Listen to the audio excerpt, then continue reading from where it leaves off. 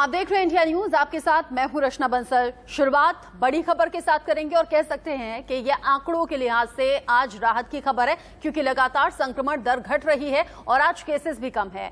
देश में कोरोना की रफ्तार में कमी देखी गई है। 24 घंटे में 3,26,098 नए केस सामने आए हैं और एक दिन में 3,890 से ज्यादा लोगों की मौत हो गई है। लगातार दूसरा दिन संक्रमितों से ज्यादा लोग ठीक हुए हैं, रिकवर होकर घर लौटे हैं। देश में कोरोना का रिकवरी रेट भी बेहतर हुआ है। 83.83% रिकवरी रेट है और उम्मीद हम ये करते हैं कि अगर आप लोग एहतियात बरतेंगे तो ये रिकवरी रेट धीरे धीरे और ज्यादा बेहतर स्थिति में पहुंचेगा और लोग ठीक होकर अपने घर लौटेंगे। कोरोना के संक्रमण को रोकना होगा, इस चेन को तोड़ना होगा।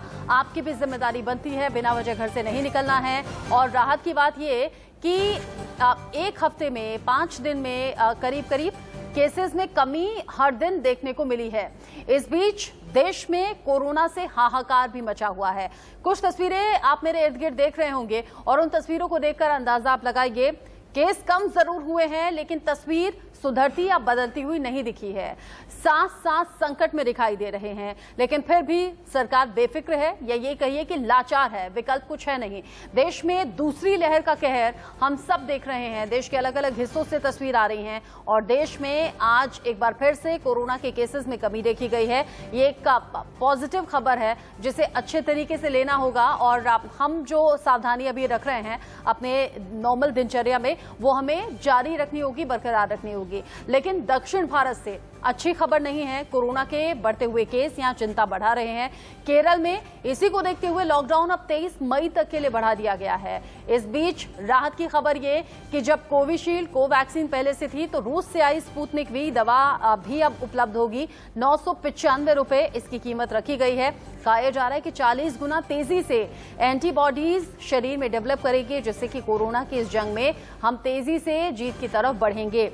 उधर डीआरडीओ की तरफ से कोरोना दवा 2DG अगले हफ्ते बाजार में आ जाएगी और कहा यह जा रहा है कि इस दवा के बाद ब्रह्मास्त्र का काम करेगी ये दवा, क्योंकि जो ऑक्सीजन की कमी से पेशेंट्स अभी फिलहाल परेशान है या फिर जिनकी मौत हुई है, ये दवा ऑक्सीजन की आपूर्ति करेगी और ऑक्सीजन की कमी दूर होगी। इसी बीच कुछ और तस्वीरें, राज्य जरूर बदल रहे हैं, शहर बदल जाते हैं, लेकिन तस्वीर बदलती नहीं और हर तस्वीर मन को कचोटती है, क्योंकि कोरोना से बदहाली की ये तस्वीरें होती हैं। कहीं जमीन पर लिटाकर इलाज चल रहा है, कहीं ऑक्सीजन की कमी है, तो कहीं लोगों को दवा तक नहीं मिल रही। इसी बीच बड़ी खबर और साथ ही परेशान करने वाली खबर गोवा से सामने आई, जहां पर ऑक्सीजन की कमी से 4 दिन के अंदर अंदर 75 लोगों की मौत हो गई और मरीजों की मौत के बाद अब इस मामले पर राजनीति भी खूब हो रही है। तो उधर गोवा के अस्पताल में ऑक्सीजन पहुंची, लेकिन तब तक देर हो चुकी थी। उससे पहले ही आधी रात सांसों की जंग जो लोग लड़ रहे थे, मरीज थे, उनकी मौत हो गई थी। बेहाल अस्पताल हैं, लोगों का दम घुट रहा है। 75 लोगों की मौत 4 दिन के अंदर अंदर हो गई है, लेकिन सवाल यही कि इन 75 मौत का जिम्मेदार आखिर है कौन? आखिर कौन लेगा इसकी जिम्मेदारी? क्योंकि गोवा के मुख्यमंत्री और स्वास्थ्य मंत्री तो आपस में ही लड़ रहे हैं। कांग्रेस कह रही है कि ये आपराधिक मामला है, इसमें एफआईआर दर्ज होनी चाहिए गोवा के हर उस जिम्मेदार नागरिक के खिलाफ जो जिम्मेदारी नहीं निभा पाए। गोवा के मुख्यमंत्री को लेकर सवाल हो रहे हैं, गोवा के स्वास्थ्य मंत्री को लेकर सवाल हो रहे हैं। इसी बीच गोवा मेडिकल कॉलेज में मौत को लेकर सियासत भी चल रही है। 75 मौतें हो गई हैं सिर्फ 4 दिन में और 75 मौतों पर कांग्रेस एफआईआर दर्ज कराने की बात कर रही है। गोवा के मुख्यमंत्री स्वास्थ्य मंत्री के खिलाफ ये एफआईआर दर्ज कराने की बात कांग्रेस के जरिए कही गई है। गोवा मेडिकल कॉलेज में 4 दिन के अंदर का ये आंकड़ा है, जब 75 लोगों ने दम तोड़ दिया ऑक्सीजन की कमी से। हालांकि अलग अलग तर्क अलग अलग लोगों के जरिए दिया जा रहा है। कोई कह रहा है ऑक्सीजन लेवल कम हुआ था, कोई कह रहा है जितनी जरूरत थी उससे कम ऑक्सीजन मिली, कोई कह रहा है कि ऑक्सीजन की आपूर्ति में कुछ बाधा रही। अलग अलग बातें हैं, अलग अलग बिंदु हैं, इन पर भी हम बात करेंगे। लेकिन बड़ी बात यह कि जिन 75 लोगों की मौत ऑक्सीजन की वजह से हुई है, ऑक्सीजन की कमी की वजह से हुई है, उन 75 लोगों की मौत का जिम्मेदार आखिर है कौन? 4 दिन में 75 मरीजों की मौत हुई है। परिवार वालों का रो रो कर बुरा हाल है और यही पूछ रहे हैं कि आखिर मौत के लिए जिम्मेदार किसे ठहराया जाए। गोवा मेडिकल कॉलेज में त्राहिमाम मचा हुआ है और ये सिर्फ एक दिन की खबर नहीं, बल्कि अमूमन एक एक दिन के फासले पर ऐसा देखा गया। 11 मई जब 26 मौतें हो गई, 12 मई जब 21 मौतें हुई, 13 मई 15 लोगों ने दम तोड़ दिया और फिर 14 मई को भी यही हुआ जब 13 लोगों की जान चली गई और सिर्फ 4 दिन का आंकड़ा 75 है। ऐसे में आप समझिए कि अगर ये लापरवाही आगे भी इसी तरीके से जारी रहती है तो न जाने कितने और लोगों की जान ऐसे ही चली जाएगी। ऑक्सीजन की कमी से ये जाने गई हैं जो अभी तक की जानकारी मिल रही है। हालांकि जो गोवा का शासन प्रशासन है उनके अलग तर्क हैं। गोवा के मुख्यमंत्री फिर भी नहीं मान रहे हैं कि ये ऑक्सीजन की कमी की वजह से हुआ है। स्वास्थ्य मंत्री कह रहे हैं ऑक्सीजन की कमी है जिसकी वजह से लोगों की जान गई। प्रधान सचिव का कहना यह है कि गोवा के सीएम ऑक्सीजन सप्लाई कम नहीं मान रहे हैं, जबकि ऑक्सीजन की कमी जिस तरीके से सामने आ रही है उसको देखकर कदम उठाए जाने चाहिए। प्रधान सचिव कह रहे हैं 3456 सिलेंडर की जगह हमें आधे ही सिलेंडर मिले और यही वजह है कि लोगों को वक्त पर ऑक्सीजन नहीं मिल पाई। ये जो जानकारी हम आपको टीवी स्क्रीन पर दिखा रहे हैं वो इसलिए कि आपको जानना चाहिए, जब दिल्ली के अंदर इस तरह की खबरें आ रही थी कि लगातार ऑक्सीजन की कमी की वजह से लोगों की मौत हो रही है, तो फिर अब गोवा की तस्वीर और ये खबर परेशान कर रही है। गोवा के मुख्यमंत्री नहीं मान रहे हैं कि ऑक्सीजन की कमी है, जबकि स्वास्थ्य मंत्री कह रहे हैं कि ऑक्सीजन की कमी है। और अब नतीजा ये है कि स्वास्थ्य मंत्री और मुख्यमंत्री आपस में ही इस बात को लेकर ठनी हुई है, बात बिगड़ती हुई नजर आ रही है। इस पर हम बात करेंगे। हमारे साथ पैनल जुड़ा हुआ है, एक एक करके हमारे साथ लोग जुड़ते जाएंगे, उनका परिचय आपसे कराते रहेंगे। फिलहाल शुरुआत में बीजेपी नेता राम कदम हमारे साथ जुड़ गए हैं और राजनीतिक विश्लेषक सचिन भल्ला साहब हमारे साथ जुड़े हुए हैं। राम कदम जी, ये तस्वीरें परेशान कर रही हैं, ये खबर परेशान कर रही है कि आज की डेट में भी ऑक्सीजन की कमी लोगों की जान ले रही है। देखिए, इस मंथना के आरंभ में आपको बता दूं पर भी देश के किसी प्रांत में भी अगर ऑक्सीजन की किल्लत के कारण या स्वास्थ्य सुविधाओं की किल्लत के कारण किसी की दर्दनाक मौत होती है तो वह एक दिल दहलाने वाली बात है।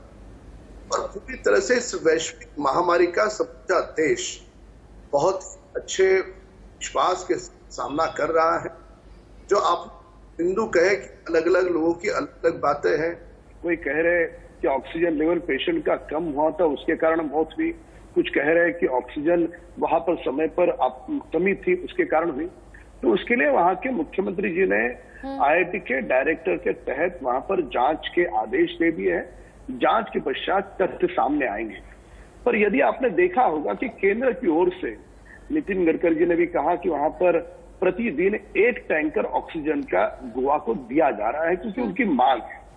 उसके पश्चात 323 जो हमारे फौज के जहाज से वहां पर ऑक्सीजन कंसंट्रेटर वहां पे पहुंचाए जा चुके हैं। वहां की जो डिमांड को देख करके 20 मीट्रिक टन अधिक, यानी सबका अगर देखा जाए तो 40 मीट्रिक टन इतना ऑक्सीजन गोवा को दिया जा रहा है। यह बात सच है कि वैश्विक महामारी है और कोरोना का जो रूप 1 वर्ष पूर्व था वह रूप अब उसका रहा नहीं। सर, आपको लग रहा है कि आप कह रहे हैं कि गोवा के मुख्यमंत्री ने इस मामले पर जांच की बात कही है, जांच बिठा दी गई है, उन परिवारों को आप समझा पाएंगे जो अपनों को खो चुके हैं कि हाँ अब जांच होगी? आज जब लगातार केसेस बढ़े, जब हम इस स्थिति में हैं कि हमें सुधरना चाहिए था, स्वास्थ्य व्यवस्थाएं बेहतर होनी चाहिए थी, आज की डेट में भी ऑक्सीजन की कमी की वजह से मरीजों का जाना, आप समझ रहे हैं कितनी बड़ी बात है? देखिएगा कि ऑक्सीजन की वजह से या किसी अन्य कारण की वजह से, कोई भी कारण, हाँ ये अन्य कारण है क्या? क्या ये लापरवाही है? क्या ये आप क्यों मुख्यमंत्री और स्वास्थ्य मंत्री की आपस में ये मतभेद और लड़ाई हो रही है, वो भी इस सिचुएशन में जब पूरा फोकस स्वास्थ्य व्यवस्थाओं को बेहतर करने पर होना चाहिए था? देखिए, आपके सवाल का जवाब दे दूं, पूरे संवेदनाओं के साथ किसी भी घर के व्यक्ति की मृत्यु होती है तो उस मृत्यु को हम कुछ भी करके लौटा नहीं सकते। ये दुख भरा है और इस बात में कोई समर्थन नहीं कर सकता किसी भी कारण की वजह से हो। जो लापरवाही हुई होगी, किसी किल्लत के कारण होगी, क्या कारण है वो जब जांच के बाद सामने आएंगे। और जांच के बाद जो भी सामने आएगा, आने वाले भविष्य में ऐसा न हो और जो भगवान के द्वार पर गए उन्हें वापस तो हम नहीं ला सकते। जिस माँ ने अपना बेटा खोया होगा, जिस पिता ने अपने पुत्र को खोया होगा, सर दुख तो इस बात का होता है, सर दुख तो इस बात का होता है कि जांच की बात कह तो दी जाती है। ये सिर्फ एक दिन की बात नहीं थी, 11, 12, 13, 14 ये हर दिन होता रहा, हर दिन जाने जाती रही और आप अभी भी जांच की बात कर रहे हैं। आप रहिएगा, और भी गेस्ट हमारे साथ जुड़े हुए हैं, उनसे भी हम बात करेंगे। लेकिन देश में लगातार जो ऑक्सीजन का संकट गहराया हुआ है, रोजाना सैकड़ों मरीजों की जान जा रही है। अस्पताल प्रशासन ठीकरा सरकार पर फोड़ रहा है, सरकार व्यवस्था पर थोप रही है, लेकिन अंजाम भुगत रहा है सिर्फ और सिर्फ आम आदमी, वो मरीज जो सांसों के लिए तड़प रहा है, उसका परिवार जो इधर उधर इस जुगत में लगा है कि किसी तरह ऑक्सीजन की व्यवस्था हो जाए। न ही इंतजाम का कुछ हो पा रहा है, न ही व्यवस्था दुरुस्त हो पा रही है। तस्वीरें परेशान लगातार करती रही हैं और आज भी कर रही हैं। 11, 12, 13, 14 लगातार मौतें होती रही और आज भी कहा यह जा रहा है कि जांच होगी। आज भी कहा यह जा रहा है कि कोशिश हो रही है कि इन मौतों को रोका जा सके। पहला दिन समझ में आया कि शायद सिचुएशन को भांप नहीं पाए होंगे, समझ नहीं पाए होंगे, लेकिन लगातार 4 दिन जब मरीजों की जान जाती रही। गोवा मेडिकल कॉलेज में गुरुवार को ऑक्सीजन की अनियमित सप्लाई से 15 और कोरोना मरीजों की मौत हुई। 2 दिन पहले भी इसी अस्पताल में ऑक्सीजन की कमी से 26 मरीजों की मौत से हड़कंप मचा था। मामले में बॉम्बे हाईकोर्ट में सुनवाई के दौरान गोवा सरकार ने ऑक्सीजन सेवा बाधित होने के पीछे एक्सपर्ट ट्रैक्टर ड्राइवर की कमी का हवाला दिया, जिस पर हाईकोर्ट ने फटकार भी लगाई। हाईकोर्ट ने कहा अस्पताल में ऑक्सीजन की कमी से अब और मरीजों की जान नहीं जानी चाहिए, लेकिन हुआ, जान गई और 4 दिन लगातार मरीजों की जान गई। 75 people have died on 4 consecutive nights because of oxygen shortage. Basically, mismanagement of oxygen supply in the Goa Medical College, which is the premier hospital in Goa. Now there is a complete collapse of governance in Goa. And more than the government, it should be the High Court that should rule Goa, because the government is doing nothing other than photo ops and filing cases against those who expose them. अब कहा यह जा रहा है कि जांच इस मामले पर होगी, लेकिन दुख की बात यह है कि जब स्वास्थ्य व्यवस्थाओं को दुरुस्त करने के लिए पूरी एनर्जी लगनी चाहिए थी, उस वक्त में गोवा के मुख्यमंत्री और स्वास्थ्य मंत्री के बीच में टसल देखने को मिल रही है। उनमें आपस में ही लड़ाई इस बात पर हो रही है। एक कह रहे हैं ऑक्सीजन की कमी नहीं है, मुख्यमंत्री दावा कर रहे हैं ऑक्सीजन की कमी नहीं, स्वास्थ्य मंत्री कह रहे हैं ऑक्सीजन की कमी तो है। गोवा में कोरोना की बिगड़ती हालत के दौरान जब ये लड़ाई सामने आई है तो ये आम लोगों को और ज्यादा परेशान कर रही है, क्योंकि ध्यान दूसरी तरफ है। प्रमोद सावंत जो कि गोवा के मुख्यमंत्री हैं, स्वास्थ्य मंत्री विश्वजीत राणे, इन दोनों के बीच में कोविड मैनेजमेंट पर मतभेद सामने आ गया है और अब ये किसी से छिपा नहीं है। पब्लिक डोमेन में बातें लगातार चल रही हैं। हालात इतने ज्यादा बिगड़ गए हैं कि इस विवाद में बीजेपी के राष्ट्रीय अध्यक्ष जेपी नड्डा को हस्तक्षेप करना पड़ा। शुक्रवार को नड्डा ने दोनों से अपने मतभेदों को अलग रखकर काम करने की बात कही और कहा कि राज्य में कोविड महामारी को कंट्रोल करने के लिए ध्यान दिया जाए, कोशिश की जाए। सीएम और स्वास्थ्य मंत्री के बीच में ये विवाद ऐसे वक्त में भी जारी है जब प्रदेश में इलाज की कमी से 4 दिन के अंदर अंदर 75 कोरोना मरीजों की मौत हुई। गोवा में ऑक्सीजन की कमी से हाहाकार मचा हुआ है। शुक्रवार को भी ऑक्सीजन न मिलने की वजह से 13 कोरोना मरीजों ने दम तोड़ दिया। 11, 12, 13, 14 ये वो तमाम तारीखें हैं जब अब हर दिन मौतें हो रही थी, लेकिन उसके बावजूद कहा यह जा रहा है कि जांच होगी। गोवा सरकार की तरफ से ये दावा किया जा रहा है कि जांच होगी और जो भी इस मामले में दोषी पाया जाएगा कार्रवाई होगी। लेकिन सवाल बहुत बड़ा ये 75 उन लोगों की मौत पर जवाब क्या देगी गोवा सरकार, क्या कहेगी केंद्र सरकार, इस पर भी बात होगी। हमारे साथ मेहमान हैं राम कदम जी, हमारे साथ हैं सचिन भल्ला, हमारे साथ जुड़े हुए हैं, हमारे साथ अनुज आत्रेय कांग्रेस लीडर भी जुड़ गए हैं और साथ ही साथ डॉक्टर कौशल कांत मिश्रा जो कि एसोसिएट डायरेक्टर हैं फोर्टिस एस्कॉर्ट से, वो भी हमारे साथ जुड़े हुए हैं। राम कदम जी कह रहे हैं कि इस मामले पर जांच होनी चाहिए और होगी। अनुज आत्रेय जी, आपराधिक केस दर्ज करने की तैयारी आप लोगों की तरफ से हो रही है, आप कह रहे हैं एफआईआर दर्ज करवाई जाएगी। आपको लग रहा है कि लापरवाही हुई या फिर जानबूझकर ऐसा होने दिया गया या फिर कोई और वजह है? मेरे हिसाब से दोनों ही वजह है। निश्चित तौर पे जब एक सरकार कहती है कि गोवा को, अभी राम कदम जी ने भी बताया है कि गोवा को मांग के अनुरूप जो है पूरी ऑक्सीजन की सप्लाईज दी गई, जब मांग के अनुरूप सप्लाई हुई है और उसके बावजूद जो है सरकारी हॉस्पिटल में ऑक्सीजन की कमी की वजह से लोगों की जानें चली जाए, ऑक्सीजन खत्म होने की वजह से जान चली जाए, और सरकार ने स्वीकार किया है हाईकोर्ट में, बॉम्बे हाईकोर्ट के गोवा बेंच में, कि ऑक्सीजन सिलेंडर की कुछ कमी हो गई थी, उसकी वजह से जाने गई। ये तो बहुत गंभीर मामला है और निश्चित तौर पे इससे बड़ा आपराधिक मामला और क्या हो सकता है। आप हत्या कर रहे हैं, लोगों की जान नहीं बचा पा रहे हैं। चलिए एक अलग बात है कि सुविधाओं के अभाव में जान चली थी, वो दुर्भाग्यपूर्ण है, लेकिन सुविधा होते हुए लापरवाही से और कहीं ना कहीं सरकार की आपसी मतभेद की वजह से जाने जा रही हैं, तो इससे बड़ा अपराध और क्या हो सकता है। क्या ये हत्या नहीं है?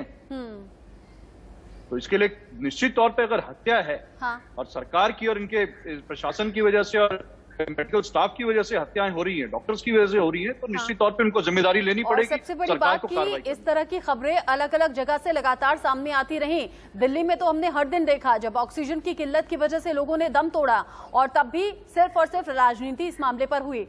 सचिन भल्ला जी, आपने सुना होगा बीजेपी की तरफ से प्रेस कॉन्फ्रेंस की गई थी बाकायदा। अभी भी सियासत चमकाने का कोई मौका गंवाना हाथ से देना चाहते नहीं है। दिल्ली सरकार को लेकर आरोप लगा दिया कि हम तो ऑक्सीजन देना चाहते थे, ऑक्सीजन सप्लाई खुद रुकवाई गई, वगैरह वगैरह। लेकिन इस बात पर ध्यान दिया होता कि गोवा में लगातार मौतें हो रही हैं तो तस्वीर कुछ और होती। देखिए, मेरे बीजेपी के प्रवक्ता भी भाई बैठे हुए हैं और आज बड़ी मासूमियत से बोल रहे हैं, और उनको अंदर से पता लग गया है कि हाँ, हम कहाँ तक फेलियर है। और दूसरी बात, जो ये वर्ड बोल रहे हैं, आपने बार-बार उनका सुना, कर रहे हैं वाले हैं, अब कर दिया है, अब हो गया है, हो गया, कर दिया। इसी में इन्होंने आज 3 महीने 4 महीने में दूसरी और तीसरी लेयर हर जगह आ रही है, उसमें इन्होंने सिर्फ कर दिया है, कर लेंगे, यही आश्वासन देते और भारतवर्ष की जनता को धोखा देने के अलावा इन्होंने कुछ नहीं किया। तीसरी बात, आज मैं आंकड़े देख रहा था, 3000 से ऊपर पूरे भारतवर्ष में लोग ऑक्सीजन से मरे हैं, जिनको रात को ऑक्सीजन नहीं मिली, और 12 बजे रात से सुबह 5 से 6 के दरमियान मरे हैं वो।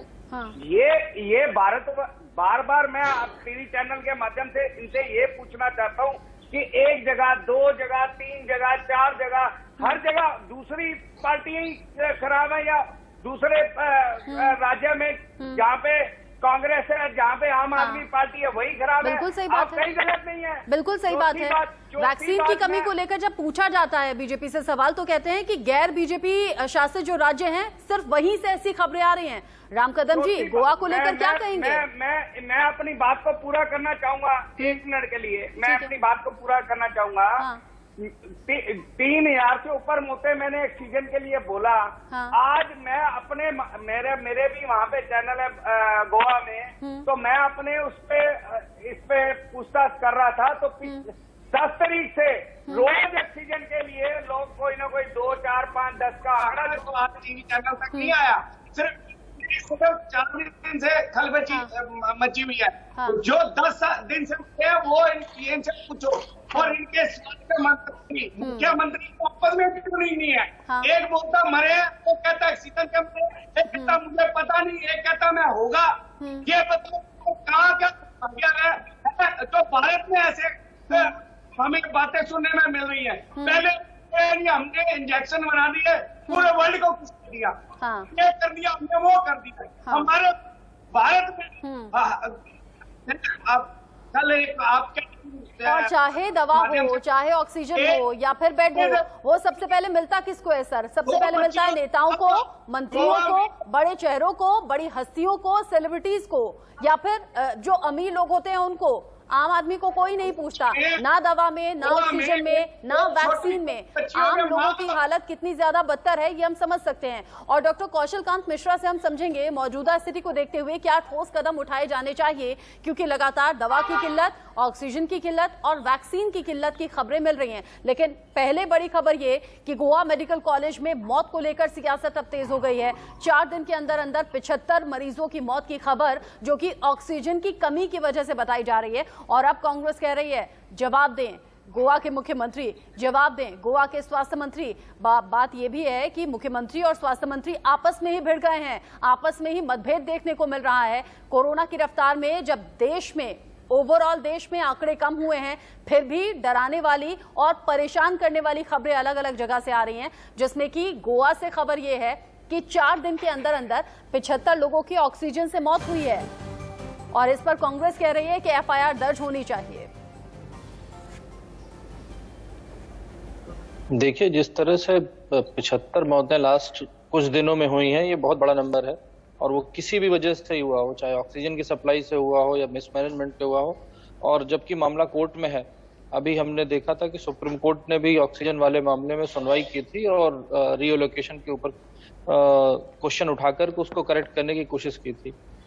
ये जितने भी लोग बयान दे रहे हैं सब पॉलिटिकल बयान है, इस पे मैं कुछ कहना नहीं चाहूँगा। लेकिन जो मुझे समझ में आता है कि टोटल इंफ्रास्ट्रक्चर कोलैप्स हो गया इस पैंडेमिक्स में, और इसके लिए हम सभी जिम्मेदार हैं। अभी की जिम्मेदार सरकार, पुरानी सरकार, सारी सरकारें जिम्मेदार हैं। क्योंकि आप समझो ना, क्योंकि जब तक इंफ्रास्ट्रक्चर नहीं होगा, रिक्वायरमेंट पूरी तरह से नहीं बताई जाएगी, इस तरह से इंसिडेंट्स पूरे हिंदुस्तान में हो रहे हैं, तो हमें ये देखना पड़ेगा कि आगे कैसे इसको रोका जा सके। ये तू मैं का सिलसिला तो पिछले 4 महीने। अब जब कांग्रेस तैयारी कर चुकी है एफआईआर दर्ज कराने को लेकर, अब तो राम कदम जी से रिएक्शन हम लेंगे, लेकिन पहले डॉक्टर कौशल कांत मिश्रा जी से मेरा सवाल है। डॉक्टर कौशल, अब जब सेकेंड लहर, जो दूसरी लहर है, उसके पीक को भी हमने देखा, लगातार केसेस बढ़े, अब तो कुछ दिन से केसेस घट रहे हैं, ये तो एक तरफ राहत देता है, लेकिन मौतें लगातार हो रही हैं। इस बीच ऑक्सीजन की किल्लत से मरीजों का जान चली जाना, ये बड़ा दिल को कचोटती हैं खबरें। अभी मौजूदा वक्त में सरकार की प्रायोरिटी क्या होनी चाहिए, केंद्र सरकार और राज्य सरकार की, जिससे कि कोरोना पेशेंट्स को कम से कम वक्त पर इलाज मिल जाए, और किन किन चीजों की जरूरत प्राथमिकता पर रखनी चाहिए, ऑक्सीजन, दवा या फिर बाकी चीजें?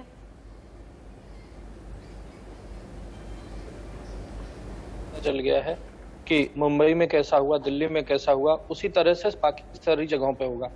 तो अगर किसी को ये लगता है कि दूसरी लहर खत्म हो गई है तो वो कंफ्यूजन में है। दूसरी लहर उन जगहों पे खत्म हो गई है जहां पे पीक आ चुका है, जैसे दिल्ली और मुंबई में हो सकता है दूसरी लहर का पीक आ गया हो या वो खत्म होने की शुरुआत हो, अभी कहना बहुत मुश्किल है। मुझे लगता है इस मंथ के लास्ट तक शायद खत्म होगी, लेकिन जैसे ही यहाँ से खत्म होगी उन एरिया में जाएगी जो कम इन्फेक्टेड अभी हैं। जैसे गोवा देखिए, दिल्ली हुआ, मुंबई हुआ, यूपी हुआ, मध्य प्रदेश हुआ, इसके बाद जैसे जैसे पेरिफेरल एरिया, यानी कि वो एरिया जहां पे भी कोविड का संक्रमण बहुत कम देखने को मिला था, उन एरिया में ये सब होगा। तो मुझे लगता है कि सरकार की जो भी कमेटी वगैरह जो भी बनानी है, उन्हें बना करके ये जो पिछला हमारे पास करीब 10 स्टेट का जो डेटा है, उस डेटा के बेसिस पे प्लानिंग करके मुझे लगता है कि बाकी के 20 स्टेट में अगर प्रॉपर प्लानिंग करेंगे तो मुझे लगता है कि बहुत सारी जानों को बचाया जाएगा। ये पॉलिटिकल एलिगेशन तो चलते रहेंगे, लेकिन मुझे लगता है कि प्रॉपर प्लानिंग अभी भी बहुत जरूरी है, क्योंकि हमारे पास लगभग 7 से 11 स्टेट का क्लियर डेटा है जिसके ऊपर हम पॉलिसी बना सकते हैं। तो अगर किसी को ये लगता है कि क्या करना चाहिए, तो मेरा यही मानना है कि अभी दूसरी वेव खत्म नहीं हुई है। जैसा आपने मुंबई, दिल्ली, मध्य प्रदेश, राजस्थान, गुजरात में देखा, वही सब रिपीट होएगा 20 स्टेट में। तो आप उसके हिसाब से, उसके डेटा के हिसाब से प्लानिंग बनाएं और ज्यादा से ज्यादा हॉस्पिटल बेड, ऑक्सीजन बेड और मेडिसिन का रिलोकेशन उस एरिया में कहें। अब जैसे कि पता चला है कि दिल्ली में ऑक्सीजन सप्लाई काफी मैच्योर हो चुकी है, बेहतर हो चुकी है, और यहाँ पे एक्स्ट्रा है, तो इस ऑक्सीजन को दूसरी जगह शिफ्ट किया जा सकता है। तो अब केवल प्लानिंग से ही लाइफ को बचाया जा सकता है, पॉलिटिक्स से नहीं बचाया जा सकता। और पॉलिटिक्स जब होती है तो बड़ा दुख होता है। राम कदम जी, जब लोगों की जान जा रही होती है, जब स्वास्थ्य व्यवस्थाएं बहुत चरमराई हुई दिखती हैं, बड़ा असहाय महसूस करते हैं हम लोग, आम लोग जिनके हाथ में कुछ होता नहीं। सर, आपको तकलीफ नहीं होती? जब सड़क से गुजर रहे होते हैं, कोई एम्बुलेंस बराबर से निकलती है तो धड़कनें तेज हो जाती हैं, न जाने कौन सीरियस पेशेंट होगा, न जाने क्या किल्लत होगी, कहीं इस एम्बुलेंस में भी ऑक्सीजन खत्म तो नहीं हो जाएगी। आप देख रहे हैं लोगों के अंतिम संस्कार तक नहीं हो पा रहे, जैसे तैसे लोगों के अंतिम संस्कार हो रहे हैं, जहां तहां उन्हें दफन कर दिया जा रहा है। क्या ये खबरें आपको कचोटती नहीं जब मौत पर भी सियासत होती है? देखिएगा, मैं आपके जवाब में बता दूं, जिस इंसान के दिल और जहन में संवेदनाएं हैं, फिर जिस व्यक्ति की किसी भी कारण से मौत हुई, निश्चित तौर पर दर्दनाक है। इंसान के आंखों में पानी आएगा, दुख होगा। तो वैसे ही सभी, पूरा देश दुखी है इस समय। देश के किसी भी प्रांत में किसी की भी सरकारें हो, वहां पर किसी की भी मौत होती है, वो देश का अपना भाई भगवान के द्वार जा रहा है। इसके लिए किसी को दुख नहीं होता, ये कहना गलत है। ये आरोप प्रत्यारोप का समय नहीं है। पूरी तरह से ये वैश्विक महामारी है। सर जानते हैं, आज तो आप जुड़े हुए हैं। पूरी बात सर सुनिए, तो आप ही की बात को आगे बढ़ा रही हूँ। मैं आप ही को बोलने दूंगी, मैं आप ही को बोलने दूंगी, मैं आप ही को बोलने दूंगी। सर, आज आप ये बात कर रहे हैं, जानते हैं आप, पिछले 2 से 3 दिन से जब बीजेपी के गेस्ट हमारे साथ जुड़ते थे तो जानते हैं, कहते थे जब महाराष्ट्र, राजस्थान और दिल्ली को लेकर सवाल होता था कि ये जो गैर बीजेपी शासित राज्य है ना, सिर्फ यहीं से ऐसी खबरें आ रही हैं। सर, 4 दिन लगातार मौत हुई है गोवा में। अब दीजिए जवाब। देखिए, इस आंकड़े को आप नकार नहीं सकती। यह आंकड़ा यह है कि देश में 70% उन प्रांतों से कोरोना के पेशेंट्स आ रहे हैं जिन प्रांतों में कांग्रेस की सरकार है। ये आंकड़ा मेरा आपका आंकड़ा नहीं है, ये सरकारी आंकड़ा है। तो इस आंकड़े को हम नकारते नहीं है। यह सच्चाई हमें स्वीकार करनी होगी कि उन प्रांतों में जहां पर कांग्रेस की सरकारें हैं वहां पर 70% कोविड पेशेंट क्यों है, वो लापरवाही है, क्या कारण है, उसकी भी समीक्षा होगी। और उसमें 50% से अधिक। सर ये गोवा में क्या हुआ? सर ये गोवा में क्या हुआ? 4 दिन मौतें हुई, ये लापरवाही नहीं थी? सुने मेरी बात, गोवा में जो हो रहा है उसका कोई समर्थन नहीं कर सकता। अगर लापरवाही के कारण मौत हुई है कोई समर्थन नहीं हो सकता। इंसान के जान की कीमत है और वही कारण है कि वहां के मुख्यमंत्री जी ने IIT डायरेक्टर के अध्यक्षता में वहां पे जांच बिठाई है। जांच बिठा करके जिसके भी कारण हुआ होगा, अगर लापरवाही के सिर्फ जांच से उन लोगों की जान वापस नहीं हो जाएगी। उन 75 परिवार जो उजड़ गए हैं वो वापस नहीं हो जाएंगे। उत्तर प्रदेश पे आप जवाब नहीं देते, मध्य प्रदेश पे आप जवाब नहीं देते। उत्तर प्रदेश मध्य प्रदेश दोनों जगह नदियों में तैरती हुई लाशें। किसी भी प्रांत में, हमारे शासित किसी भी प्रांत में, हम तो मानते समूचा देश हमारा है। यह समय ये तुम्हारा हमारा कहने का नहीं है। अच्छा, मतलब आप ये कह रहे हैं ना? सुने मेरी बात, सुने मेरी बात। आपने आंकड़ों की बात कही, आंकड़ों की बात मैंने बता दी। 70% केसेस कांग्रेस प्रदेश प्रांतों में है, पर किसी भी प्रांत में, किसी भी गांव में, किसी भी कस्बे में मौत यदि होती है तो वो मौत दर्दनाक है। सबको मिलकर के उसे रोकना होगा। ये हम सियासत नहीं कर रहे। आरोप प्रत्यारोप कटाक्ष करने के लिए बड़ा लंबा समय मिलेगा। यह समय अच्छी बात है आप कह रहे हैं सर, अच्छी बात है आप कह रहे हैं कि सियासत नहीं करनी चाहिए और मौत को रोकना चाहिए। लेकिन हैरानी तो तब भी हुई जब कांग्रेस के लीडर जगह जगह मदद पहुंचा रहे थे और उनसे भी सवाल हो गया कि मदद के स्रोत मिल कहां से रहे हैं, ये सब सुविधाएं आपके पास पहुंच कहां से रही हैं जो आप घर घर मदद पहुंचा रहे हैं। अनुज जी, ऐसा है क्या राजस्थान, महाराष्ट्र और दिल्ली यहाँ को लेकर जो अलग अलग बातें कही जा रही हैं, जानबूझकर वैक्सीन की किल्लत कर रहे हैं क्या आप लोग? जानबूझकर ऑक्सीजन की किल्लत कर रहे हैं क्या आप लोग? अनुज जी,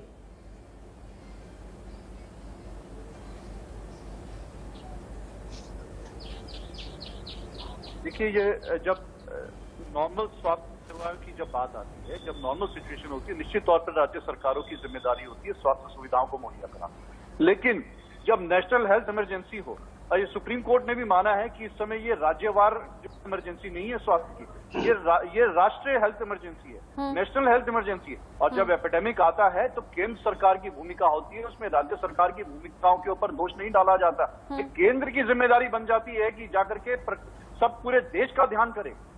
ये मेरा राज्य तेरा राज्य वाला समय नहीं है। लोगों की जाने जा रही है, पूरे देश में जाने जा रही है। लोगों को ऑक्सीजन से मौतें हो रही है, पूरे देश में ऑक्सीजन से मौतें हो रही है। लोगों को वैक्सीनेशन की अगर अभाव हो रहा है, वैक्सीन नहीं लग पा रही है, जिस वजह से लोग जो है भय के माहौल में जी रहे हैं, तो पूरे देश में जी रहे हैं। उसके लिए केंद्र सरकार की जिम्मेदारी है। आप कहीं भी आज देखिए, महाराष्ट्र की ये बार बार बात करते हैं, महाराष्ट्र में एशिया का सबसे बड़ा स्लम, राम कदम जी तो वहीं से आते हैं, मुंबई से आते हैं। क्यों नहीं नकारते? क्या इनकी सरकार जब थी तब क्या वहां पर हम नहीं था? वही वहां पर आरएसएस परिवार ने कैसा काम किया ये भी सरकार की है। सुप्रीम कोर्ट ने बोला है, हमारे सुप्रीम कोर्ट ने अप्रिशिएट किया है। संघ के कांग्रेस की सरकार की बात करते हैं तो देश सर्वोच्च न्यायालय ने जोखिम में डालकर घर घर जाकर कैसे काम किया, यह बात कोई बता दे। लागू करना चाहिए कैसे वहां पर काम हो रहा है, इतना बड़ा स्लम होने के बावजूद। लेकिन इनको राजनीति करनी है, हर विषय पर राजनीति करनी है, अपनी नाकामयाबियों को छुपाने के लिए राजनीति करनी है। लेकिन देश की जनता को मौत के मरने के लिए छोड़ दिया है, उनको ध्यान नहीं देना है। सोनिया गांधी तो खुद कह चुकी कि सियासत करने का वक्त नहीं है, सबको साथ आना चाहिए। कोरोना के खिलाफ इस लड़ाई में जीतने के लिए सबको साथ आना चाहिए, सियासत खत्म करनी चाहिए। तो फिर क्यों केंद्र सरकार ऐसा नहीं कर रही है? त्रिवेंद्र रावत तो ये तक कह देते हैं कि कोरोना भी एक जीव है, उसे भी जीने का अधिकार है। उल जुलूल बयान आप देंगे, सियासत भी करेंगे। राम कदम जी, आपको मालूम है छत्तीसगढ़ के रायपुर में राजभवन, मुख्यमंत्री आवास, इन सबका कंस्ट्रक्शन रोक दिया गया, निर्माण कार्य रोक दिया गया। सेंट्रल विस्टा को लेकर भी तो विपक्ष ने सवाल किया था।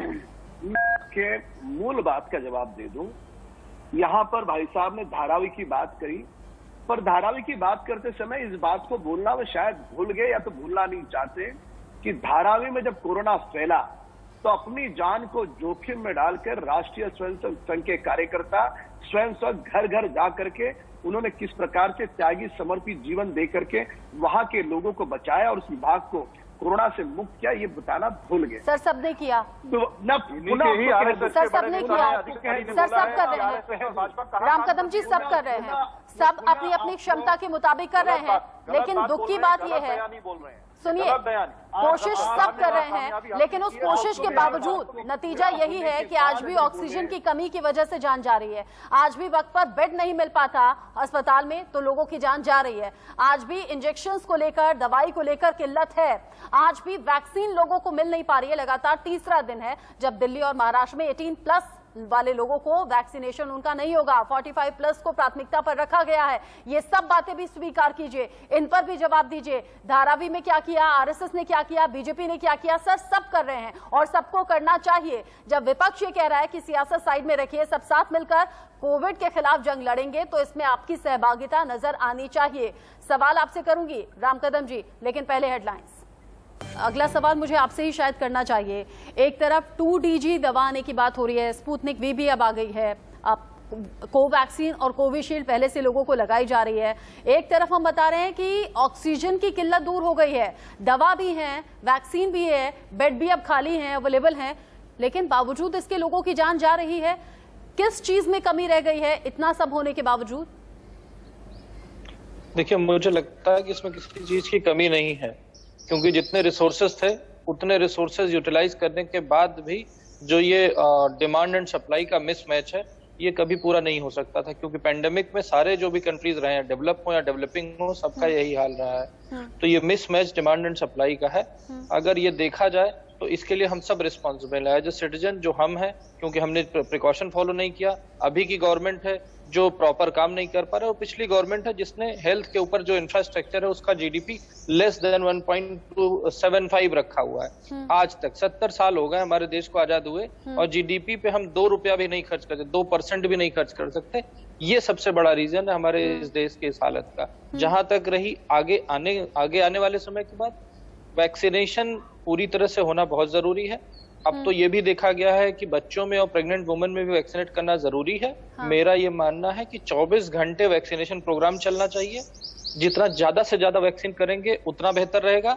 और हमारा टारगेट ये होना चाहिए कि फ्यूचर में जो 3rd वेव आने वाली है, जिसमें वो एरिया जहां पे अभी कोरोना नहीं पहुंचा है या जिसमें तबाही नहीं मचाई है, या वो एज ग्रुप जैसे बच्चों का एज ग्रुप, उसमें प्रॉब्लम आने वाली है। अगर हम इस 2 डिस्कशन से, अगर इस बात का 2 पीक से अगर हमें इस बात का सबक मिल जाए कि हम तीसरे में क्या करेंगे, तो मुझे लगता है ये ज्यादा बेहतर फ्यूचर होगा। मुझे लगता है कि पॉलिटिक्स छोड़ करके सारे स्टेट के चीफ मिनिस्टर और स्टेट गवर्नमेंट को सेंटर से रिक्वेस्ट करनी चाहिए कि जीडीपी का % बढ़ाएं, जिससे कि हेल्थ इंफ्रास्ट्रक्चर को ज्यादा मजबूत किया जा सके और फ्यूचर में कभी भी ऐसी त्रासदी आए तो हम उसको बेहतर तरह से डील कर सकें। और जब भी इस तरह की महामारी आती है, इंतजाम लगभग नाकाफी साबित होते हैं। ये हम अपने देश में भी देख रहे हैं, बाहरी देशों में भी देख रहे हैं, लेकिन सियासत जब होती है तो दिल दुखता है। सचिन भल्ला जी, देशवासी इस वक्त पूछ रहे हैं, हर देशवासी के जहन में ये चल रहा है जो टैक्स पे करता है वो, कि मैं तो वक्त पर टैक्स दे रहा था। हर साल बजट में स्वास्थ्य व्यवस्थाओं को लेकर एक बड़ा अमाउंट भी पास किया जाता था। वो व्यवस्थाएं कहाँ हैं, वो अस्पताल कहाँ हैं, वो इंतजाम कहाँ हैं जो आज सांस सांस के लिए लोगों को संकट है? ये आपने बड़ा अच्छा सवाल उठाया। अभी कांग्रेस में मेरे भाई बोल रहे थे और मैं इसमें लेके आ रहा हूँ कि ये बताओ कि पैसा तो हमारे हर भारत के हर नागरिक का टैक्स पे है ना। ये तो नहीं है कि ये गवर्नमेंट का ही बात है या उसका अपना पर्सनल पैसा है वो खर्च रही है। आज वो सेंट्रल गवर्नमेंट बार बार ये धमकाती है कि 400 रुपए का इंजेक्शन देंगे, हमें 150 का देंगे। यही 150 का इंजेक्शन आप लेके राज्य सरकार को दे दो, वो भी नहीं करेंगे। आप 400 का लो, हम 150 का लेंगे। चलो जी, ऐसी काफी तू मैं है। मैं ये चाहता हूँ कि सबसे पहले भारत के हर नागरिक को इंजेक्शन लगना चाहिए, हर नागरिक को दवाई मिलनी चाहिए, जिससे कोई नागरिक हमारे हाथ से, हमारा कोई दोस्त, हमारा भाई, कोई भी हमारा जानकार या कोई भी, मैं कह रहा हूँ XYZ, कोई भी हमारे हाथ से नहीं जाना चाहिए। पहली बात। दूसरी बात ये है कि अभी मेरे बीजेपी के भाई पहले तो बड़े सिंपल से उनका स्पेस देखते तो ऐसे लग रहा था कि रोने शुरू हो जाएंगे।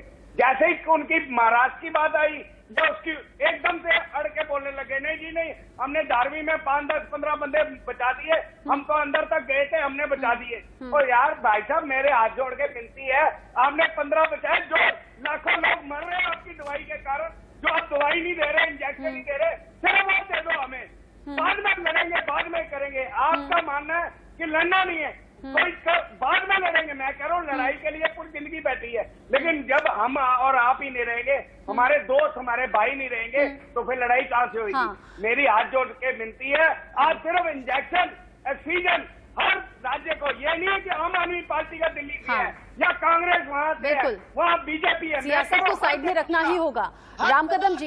रामकदम जी, मौजूदा वक्त में एक बात राहत देती है कि आंकड़े कम हो रहे हैं, केसेस कम हो रहे हैं। लॉकडाउन वजह हो सकती है, लोगों की अवेयरनेस वजह हो सकती है, अब सभी पार्टियों की कोशिश हो सकती है, केंद्र सरकार, राज्य सरकारों की कोशिश हो सकती है। देखिए, क्रेडिट दे दिया आपको, लेकिन बतौर एंकर नहीं, बतौर आम नागरिक मैं पूछ रही हूं, मुझे वैक्सीन कब मिलेगी, मेरे परिवार को वैक्सीन कब मिलेगी? देखिएगा, यह समय कुछ जमीनी हालात समझने की आवश्यकता है। विश्व में सबसे अधिक वैक्सीनेशन हमारे भारत में हुआ है।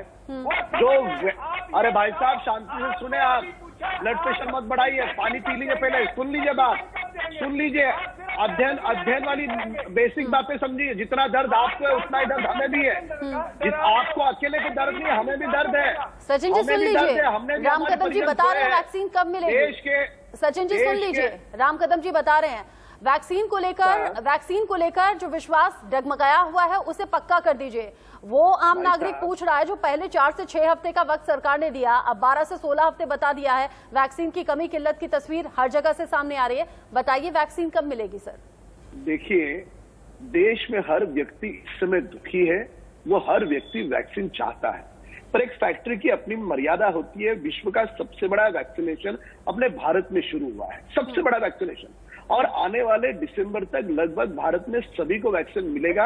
इस प्रकार के आंकड़े हेल्थ मिनिस्ट्री की ओर से आए हैं। पर भाई साहब, यहाँ पर बात करते समय इस प्रकार से बातें कर रहे हैं कि केवल उनको अकेले को दुख हो रहा है और किसी सरकार के पास वैक्सीन। लेकिन रामकदम जी, सिर्फ इतनी बातें, सिर्फ इतना आश्वासन काफी नहीं लगता, वो भी तब जब देश कोरोना काल में इस तरीके से जूझ रहा है कि एक सांस के लिए परेशान है, अपने मरीज को लेकर परेशान है, उसे वक्त पर इलाज नहीं मिल रहा, व्यवस्था नहीं मिल रही। अगर पहले से प्लानिंग होती सर, क्योंकि विपक्ष ही नहीं हर देशवासी भी पूछ रहा है, जब देश के लोगों को वैक्सीन नहीं मिली तो बाहर कैसे पहुंचा दी गई, ये हर देश का नागरिक पूछ रहा है।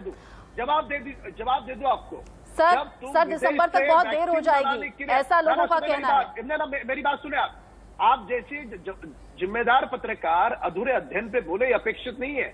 जब विदेश से वैक्सीन बनाने के लिए आप कुछ चीजें मंगाते हो, उसका रॉ मटेरियल मंगाते हो, तो 85% आपको वैक्सीन एक्सपोर्ट करती है। ये रूल आप जानती है भली? सर मुझे ये पता है सर, पहली लहर के बाद जब दूसरी लहर आनी थी, करीब 1 साल का वक्त बचा था, करीब 1 साल का वक्त था सर, करीब 1 साल का अंतराल था। स्वास्थ्य व्यवस्थाएं कितनी बेहतर हुई, वैक्सीन को लेकर क्या प्लानिंग थी, पहले 45+, फिर 18+, लगातार 3 दिन हो गए दिल्ली महाराष्ट्र में वैक्सीनेशन बंद है। सर इन बातों को भी स्वीकारिए, सिर्फ वाहवाही करने से कुछ नहीं होगा। बहुत शुक्रिया हमारे साथ जुड़ने के लिए रामकदम जी, सचिन भल्ला जी, अनुज आत्रे जी और साथ ही साथ